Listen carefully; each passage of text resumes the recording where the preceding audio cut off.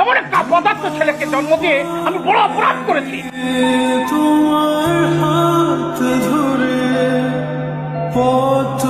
ওই তোমার অপদার্থ ছেলের জন্যই তো চশমাটা ভেঙেছে। জানি না কতটা বাধা তুমি একা সয়েছ, বুঝতে দাওনি কিছু।